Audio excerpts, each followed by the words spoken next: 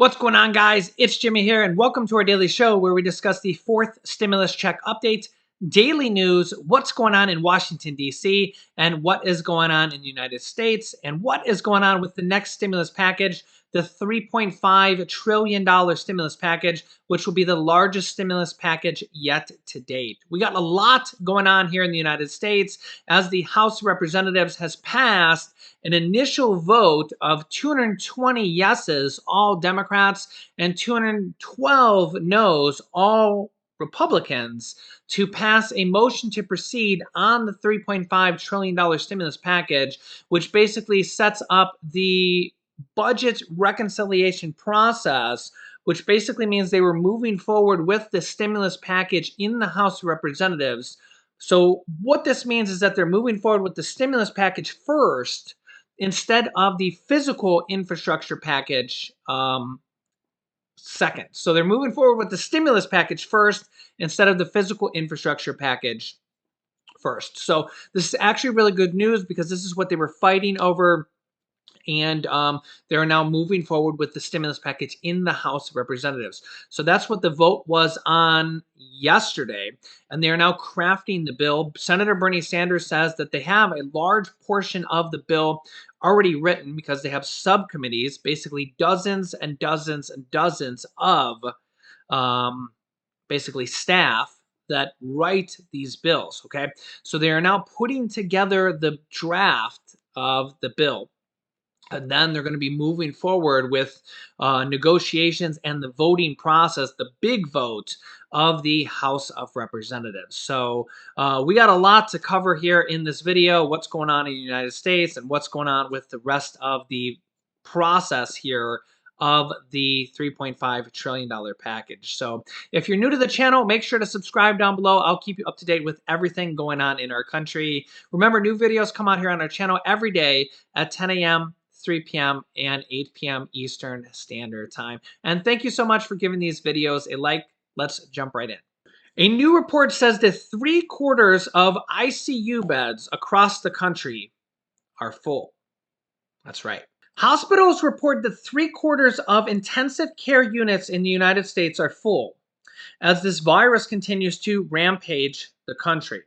Federal data shows that almost 77.3% of all ICU beds are occupied, with 28% of those beds filled with confirmed COVID patients, according to the Department of Health and Human Services. Almost half of all the states report their hospital ICUs have exceeded 75% capacity. The high percentage shows that many hospitals are approaching or reaching their capacity to take care of the sickest patients.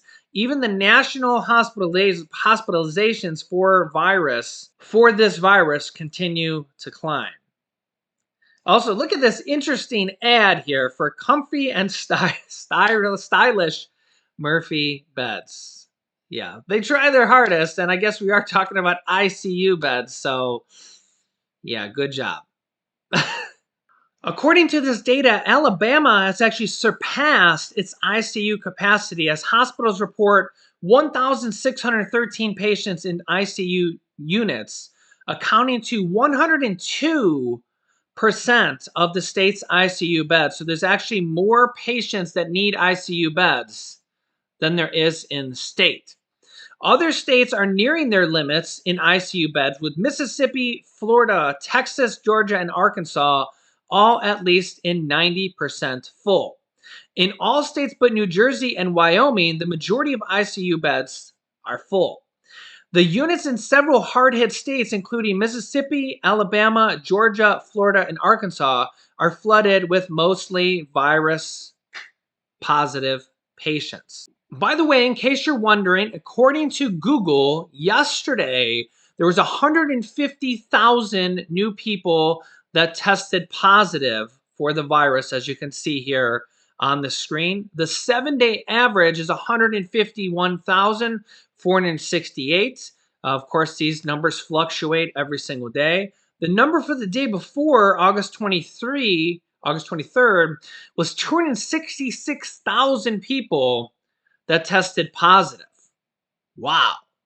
That's a lot. That's near the all-time high ever. And these numbers also do not account for people that get the at-home test. You know, you can go to Walmart or CVS and get an at-home test. Go and take the test at home, and if you test positive, well, nobody knows about that. So the actual number is probably higher because if you go and get an at-home test, you test positive.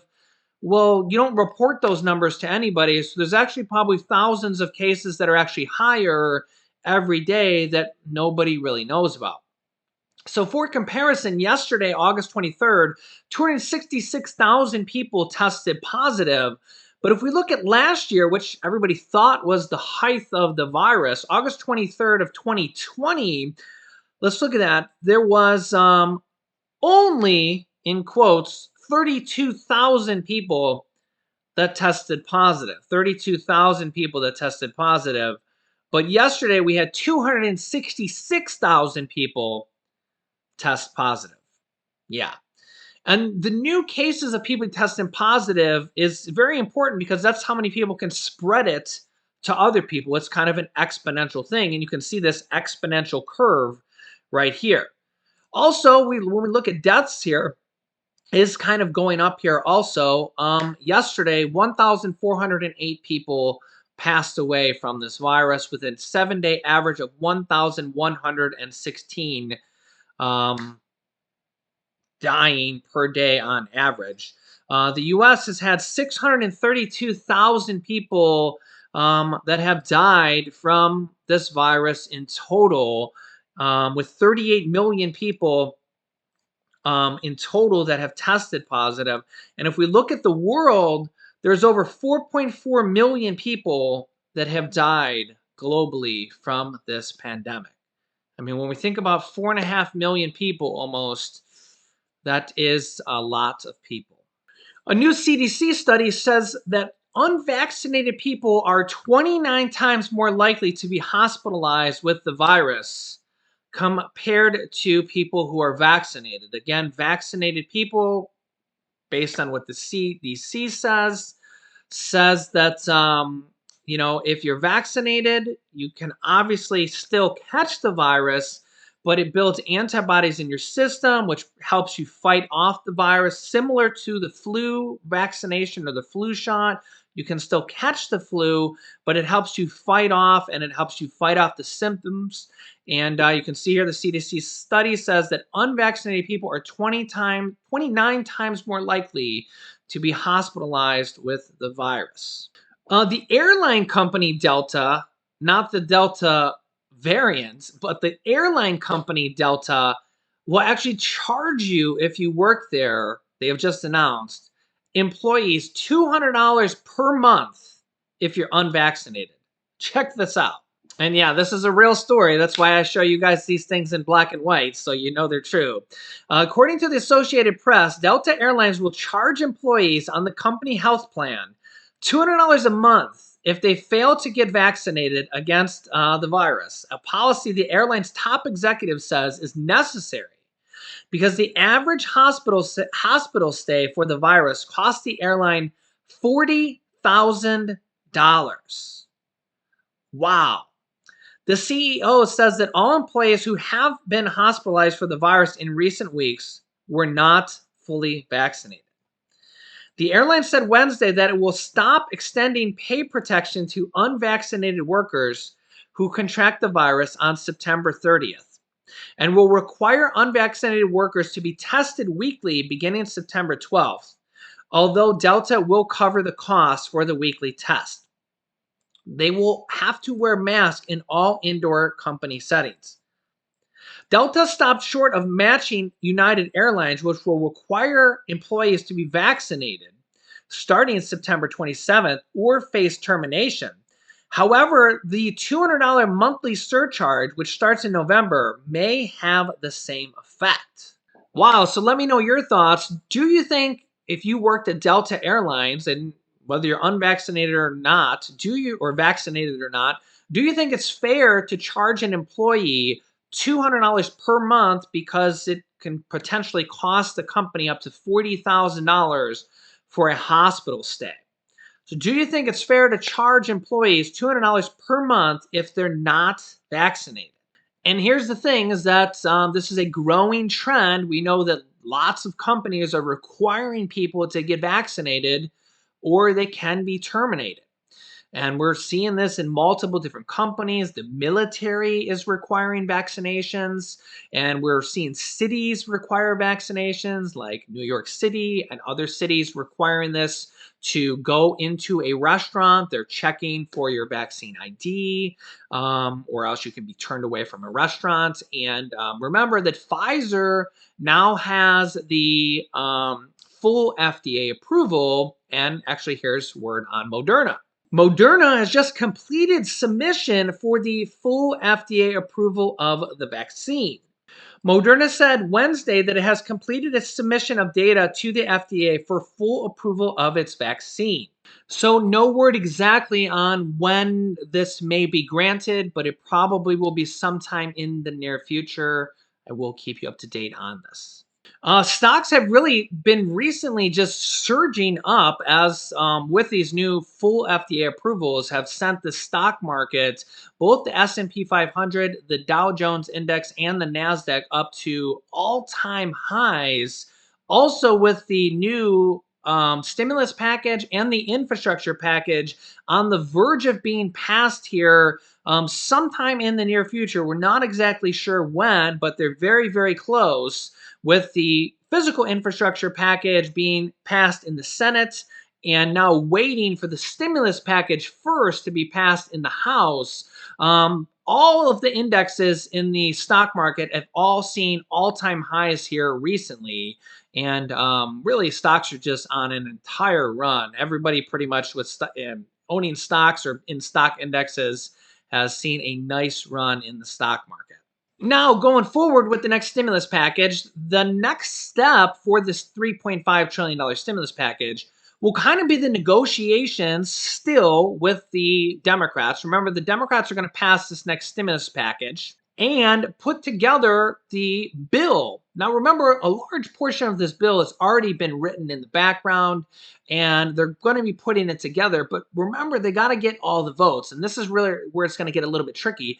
They're going to be bringing forth the bill, but then when they bring forth the bill, we're going to get a lot of them as they go to look for it. They're going to be like, I don't like this. I don't like that. Oh, I think this item should be added. Oh, I think that item should be added.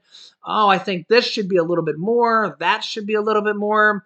And I say all this, that, and the other thing because, well, I don't really know what each particular senator or House representative, 220 Democrats in the House, 50 Democrats in the Senate, what exactly their opinions are going to be. What should be more? What should be less when we talk about money for the people in the form of tax credits, which are really checks. I mean, think about, I think we all kind of know, I think we're all a little bit more comfortable with the term tax credit. Remember, a stimulus check is a tax credit, okay? You don't even need to file taxes to get a tax credit necessarily. Okay. Remember, a stimulus check, the official IRS name for a stimulus check is advanced refundable tax credit. You don't need to even be a tax filer to get a stimulus check. They send it to you in advance. As soon as they pass the bill, they send it out to you. Now, whether there's going to be a forced stimulus check in there, whether it's going to be a tax credit, whether there's going to be an adult tax credit, which they said is going to be in this next package, whether there's going to be an extension of the child tax credit, which they said is also going to be in this next package. But remember, they got to pass the bill, and everything is up for negotiation.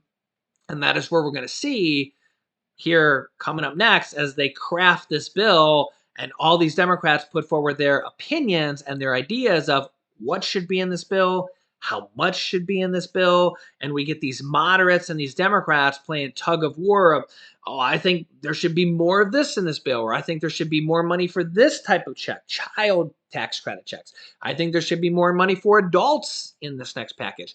I think there should be more benefits for seniors with the Medicare benefits in this package. I think there should be a raise for Social Security benefits in this next package.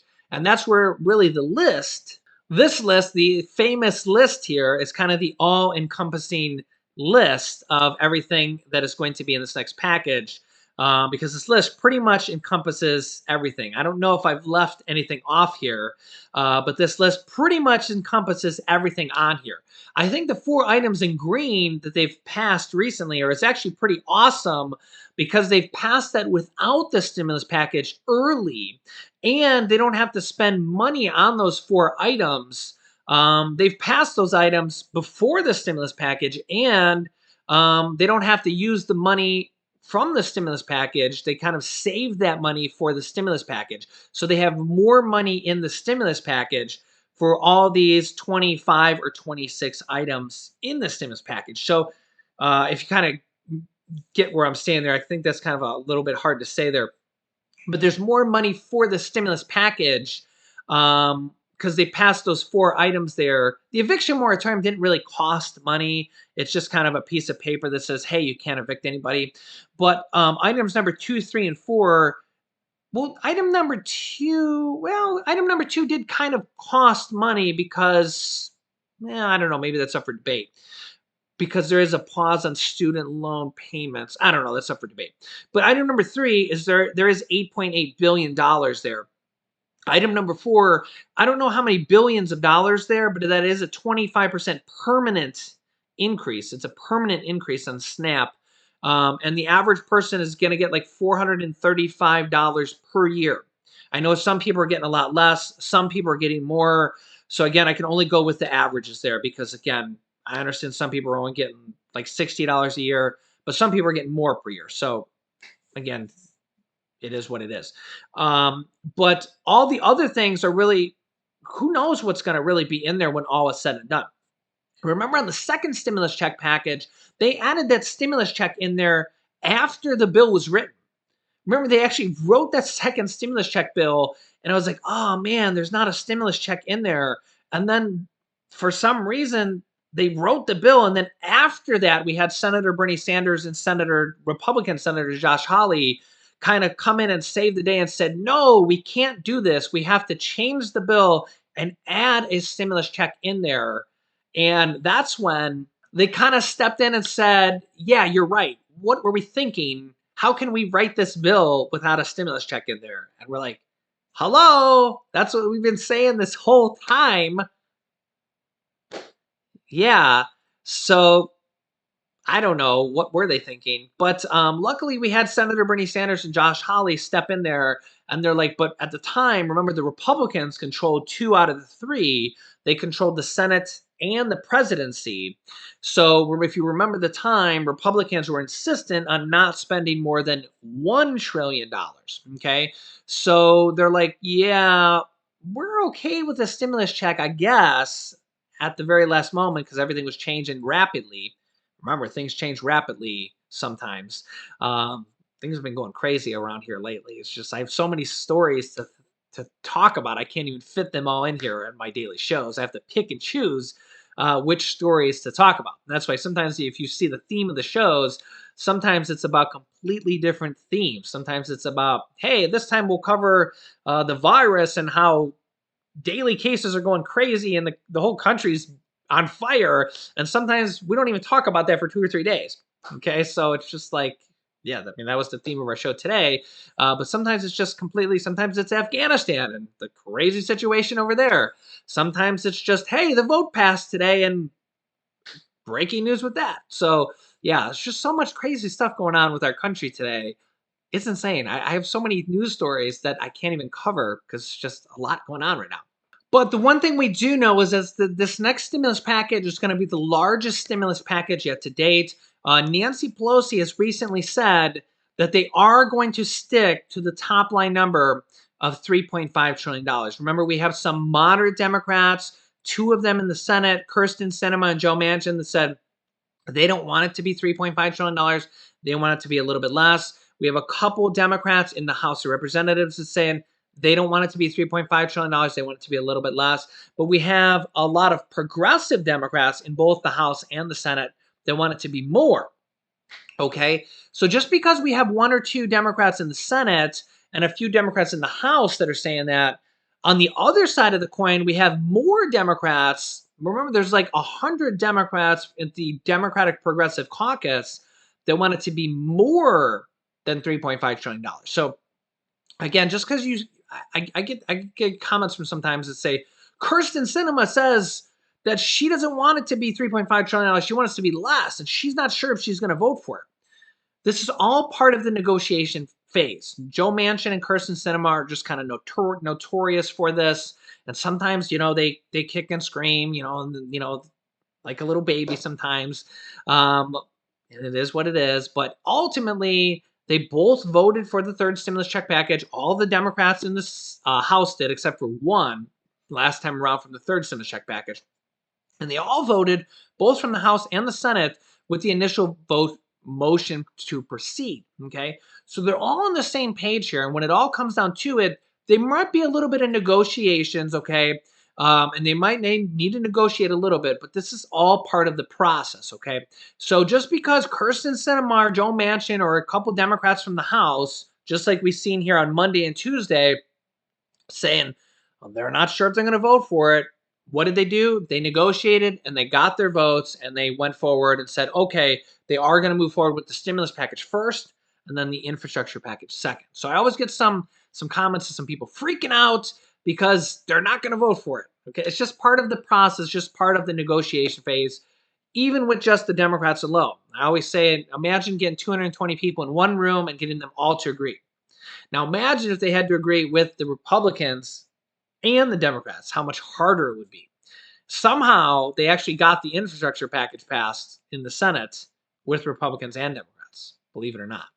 So yeah, but I'll keep you up to date with everything going on with this next stimulus package, with the infrastructure package, what's going on with our country, what's going on with this pandemic, and what's going on in Washington, D.C. So let me know your thoughts. Make sure to subscribe down below. New videos come out every day at 10 a.m., 3 p.m., and 8 p.m. Eastern Standard Time. You can click this top video here to watch my newest stimulus check video next. And this video is our new channel we just launched with my son, Julian. He's 3 years old, called Julian's Adventures. So click on that if you want to watch that, subscribe to his new channel, or if you want to watch it again. So click on one of those videos next. Thanks, guys, and we will see you in the next video.